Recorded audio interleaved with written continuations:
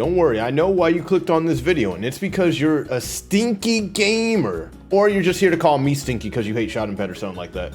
But yeah, shot impediment will get you thrown in the dirt real quick. But it's something that we gotta do as PGs, my dudes. It's something we gotta do, unless you play Chloe, Ayla, or Janessa. If you don't play those three, then shot impediment should be something that you get. If you don't get shot impediment, you're kind of selling your team, and your team doesn't like sellers, you know? They don't like people who sell. So first things first, if you don't know how to get shot impediment on the PGs, you gotta go to management, you go to P buffs, and then you go over here. Oop, my bad, that's power forward. Power forward doesn't even have shot impediment, I believe. And then it's right here. So you gotta get Ayla, and then you got a 5th prestige Ayla in order to get it twice, and that'll get you a sweet 10%. If you don't know what shot impediment does, basically what it does is when you're guarding somebody, it gives them a chance to miss. It lowers their success rate, in other words. It's a very good thing to have because people are gonna be, I don't care about that champion, but people are gonna be facialing you, and you do not like to take facials in 3-on-3. Because people, they get pretty toxic when you start taking them facials, and just shot impediment's a way to prevent that. I made this tier list right here just so you guys can have a better understanding of what I mean. Like, some PGs need it more than others besides Janessa, Ayla, Chloe. And really, if you run a mid-range Ayla, I think you need it just as much as Little Fox needs it at that point if you run a mid-range Ayla. I think a mid-range Ayla is pretty comp, so you should think about it, my dudes. But yeah, if you run how these other people run Ayla with a 3-point Ayla the same way as Chloe, then you don't really need it because these people are running distance, success rate, and speed over that shot impediment, which is fine because they're providing so much offense where, you know, they don't really need defense like that. But it is something to still consider for these guys. You just have to change your playstyle a little bit. It's still, shot impediment's still very, very good to shut down the perimeter and even the interior. Oh yeah, and before I forget, let me just go over why these guys really need shot impediment. So Little Fox, the reason why you want shot impediment so much on Little Fox is because his blind defense is pretty ass without it. If you're playing Little Fox, maining Little Fox, you need that blind defense. You're gonna be crazy dog doo-doo if you don't have it. I'm sorry, you're gonna be one of the worst Little Foxes in the game if you don't have shot imped. You can't shut nobody down. You're gonna get shot on all day. These people have crazy success rate. They have some crazy success rate. And I don't know if I said this earlier or not, but if you're playing PG or you're just starting off this game and you don't really have any P buff, shot impediment should not be the first thing you get. It should be close to the last P buff you get, and it is very important when you're facing off against people who have a lot of success rate. It is very good to have on somebody like Little Fox, who is really, he's supposed to shut down people with his blind defense. And if you can't shut him down, then what's the point of that move? That's his main move. So that's why he really needs it.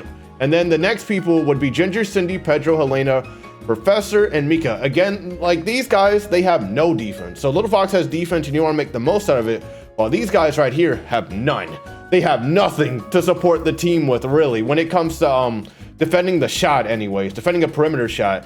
Because when somebody has a lot of success rate, a lot of defenses, PG, shooting guard, small forward, they're just going to take the shot on you. And if you have nothing, if they know you're a character with nothing to stop that shot, they're going to keep shooting on you repeatedly, and there's nothing to stop them. They're going to keep doing it, and they're going to play some mind games with you, and they're just going to keep shooting the ball. And what do you do, bro? What do you do? There's nothing you can do. You're just going to have to block it. And the problem with blocking it as a PG is that I think a lot of you guys don't understand this. I'm pretty sure I said this before, but a PG, these PGs have the lowest blocks in the game, jump shot block. And when you have a low jump shot block, you not only jump slower, you also jump lower. So you have to be up on somebody to block the ball. And as a PG, it's kind of really hard doing that when you're going against Sham God, high dribble speed, you know, these crazy ass dashes. It's really hard. It is really, really hard. And shot impediment just helps you out a lot on that perimeter. I'm not saying it's God tier. So these characters specifically in the A tier, you're probably going to get shot on in the mid range, which is fine. It's very fine. I would say Little Fox can still shut down the mid range, but these guys can't really, even with impediment. But it's good to shut down that perimeter because you'd rather they shoot a 2 than a 3. It sucks when an enemy or, you know, the opponent keeps shooting 3s on you all day and there's nothing you can do about it. So I recommend for these guys right here that you really, really put that imped on. All right, so I want you guys to also understand how to use imped when you guard, and I'll show you real quick with how I 1v1 Silent right here, okay? This is me 1v1ing Silent. I did this like a second ago. So Silent gets the ball. You know, Silent's trying to cross me up with Noah, and he's complaining the whole time that, you know, he can't do shit with Noah. And yeah, you know, Noah's pretty easy, okay? With Noah, you can kind of just stand there, but what you want to do, you see how I jumped right there? You kind of want to use shot imped like how you would just block a normal shot, except you don't want to commit too hard in case they pump fake. So if you can't tell if they're gonna pump fake or not, I recommend not doing anything. But if you can tell they're going to shoot it, like I could tell, just block it. Just go ahead, block it, or go ahead and contest it. Because the imped will be a lot better if you contest it as best as you can. So contest it as best as you can, and if you don't know what it's going to be, then I recommend just standing there in front of them. It's not as a good contest as it would be jumping, but it's better than nothing. Because if you jump and they pump fake, then it's over. You see what I'm doing right there? I was standing right in front of him because I didn't know if he was gonna pump fake or anything like that. To be honest, he really couldn't do anything right there, but still. But let me skip forward because he couldn't really do too much with Noah. I told him to choose Ox Queen. There we go. So look how I guard his Ox. It's just the same way. You want to contest it as best as you can. That's all you want to do. Just keep contesting the shot as best as you can. Guard it like a normal shot. I would say only do the little thing. Only hold up your defense and stand in front of them when you don't know what's going to happen, you know? Or if they're moving really slow too.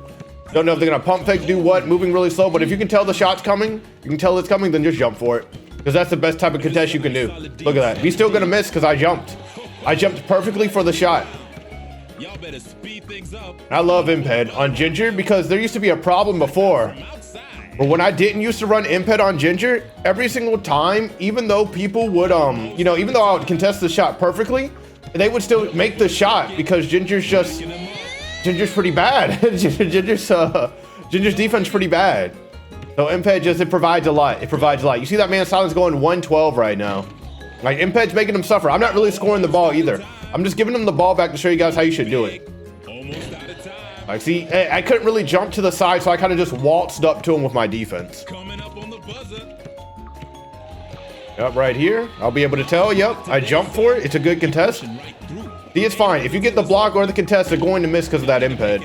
All right, so yeah, guys, that's pretty much it. That's all you need to know about imped, how you need to know how to guard with imped. There's some things I didn't show. I may do a full, I don't know if you guys need the full defense tutorial, but if you want to know a little bit more, when it comes to Shammgod, what I do with characters who don't have blind defense, if you're playing Little Fox or something, or if you're playing Cindy with blind defense, if you put blind defense on Cindy, you know, using blind defense with Little Fox, it's very easy to guard stuff like that because you can wave your little hands and you won't get broken. But if you're not, what I do this little circle technique. I kind of go in and out of the Shammgod zone, and then when I see they're kind of just standing there and they're ready to shoot, then I go back into the zone. Or let me explain it like this. When they're moving around a good bit, I get into the cone and move out of it repeatedly so I don't get broken. And then when I see them kind of staying in one spot, I stay inside the cone. I kind of stay inside the cone and wait for the shot. That's how I guard Shammgod.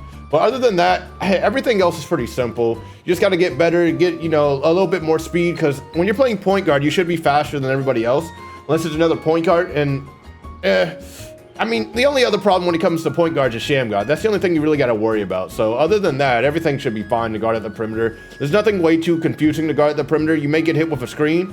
You just got to learn how to get around it or how to, work with your team. That's pretty much it. Other than that, there's nothing more left to tell you guys. Just use that shot impediment. Let's have everybody using shot impediment who plays PG. I need to see it. I need to see it. Let's just lock down the perimeter. Let's make sure the perimeter's no more. Let's let the devs think about this for a while. Think about, wow, we kind of fucked up our game, didn't we?